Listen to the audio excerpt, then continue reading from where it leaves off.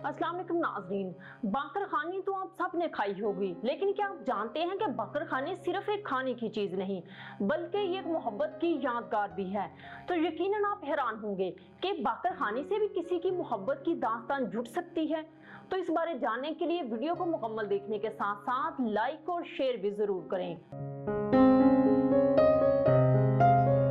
तो शुरू करते हैं बाकर खानी की मोहब्बत का किस्सा। कहते हैं कि किसी जमाने में लखनऊ में एक हसीन और जमील तवाइफ थी जिसका नाम खानी बेगम था। ना सिर्फ खूबसूरती बल्कि अपनी नशिस्त व बर्खास्त के हवाले से भी वो लखनऊ में बड़ी जानी मानी हस्ती समझी जाती थी। उस दौर में नामवर तवाइफें जिस्म फरोशी नहीं करती थी, सिर्फ रक्सो सरूद की महफिल ही मुनक्कद की जाती थी। उमरा और नवाबीन अपने बच्चों को उन तवाइफों को यहाँ आदाब सिखाने भेजते थे। खानी बेगम के कई चाहने वाले थे जो ना सिर्फ उनकी खूबसूरती के असीर थे बल्कि उनसे शादी के ख्वाहिशमंद भी थे। कई नवाबीन भी उन्हें अपने हरम में जगह देना चाहते थे। उन्हीं में से एक बाकर अली खान भी था जो खानी बेगम से शदीद मोहब्बत का दावा करते थे, जबकि उन्हीं के हम असल नवाब जुम्मल खान भी खानी बेगम के असीर थे। दोनों नवाब चाहते थे कि खानी बेगम उनके हक में फैसला दें।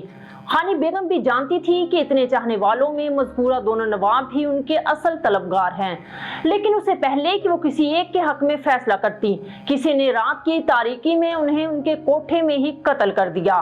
कत्ल की तफ्तीश ये कहकर ही जल्द ही बंद कर दी गई कि उनके किसी नाकाम आशिक ने यह हरकत की और फरार हो गया।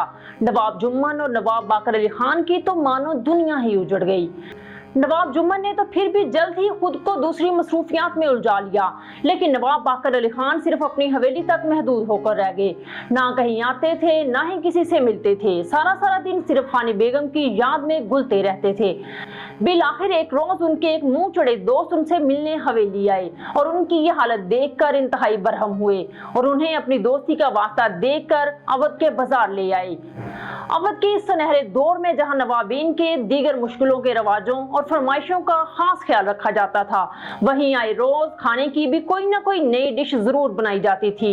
अगर तो वो डिश नवाबों को पसंद आ जाती तो फिर इसे हर बावर्ची ही बनाने लगता, और अगर पसंद ना आती तो फौरन ही उसे तर्क कर दिया जाता। नवाब बाकर अली खान के दोस्तों ने अवध के मशहूर नान बाई के यहाँ ले आए और उससे कुछ खास लाने की फरमाइश की।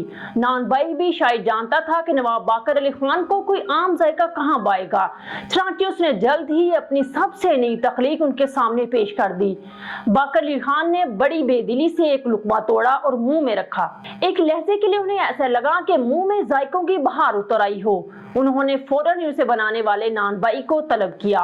नान बाई बेचारा ये समझा कि उसका सर कलम कर ही दिया जाएगा कि वो रोटी जो उसने खुद भी पहली बार ही बनाई थी, उसका जायका खुद उसे भी पता नहीं था कि कैसा है।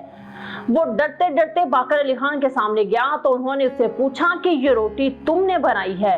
उसने असबात में जवाब दिया। बाकर अली खान ने पूछा कि इसका नाम क्या है?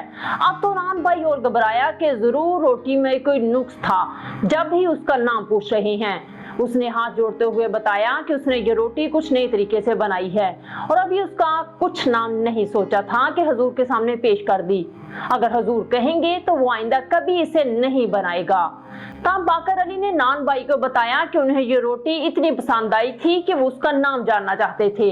नान बाई ये सुनकर इतना खुश हुआ कि उसने नवाब साहब से ही उस रोटी को कोई नाम देने की दरखास्त की।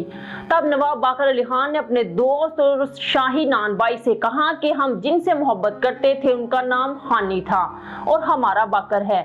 जिंदगी में तो हम मिल ना सके तो क्यों ना इस रोटी का नाम ही बाकर खानी रख दें। दुनिया में जब भी और जहां जहां भी ये रोटी खाई जाएगी लोग हमारा नाम एक साथ लेंगे। नवाब बाकर अली खान के मुंह से निकली बात फौरन ही कबूल कर ली गई। यूं इस तरीके से बनाई जाने वाली रोटी अब भी कई तब्दीलियों और मुख्तलिफ अशकाल के साथ आज भी पाको हिंद में खाई जाती है और इस तरह नवाब बाकर और खानी बेगम का नाम एक साथ लिया जाता है। इसके साथ ही नूरुलैन को दीजिए इजाजत। अल्लाह हाफिज।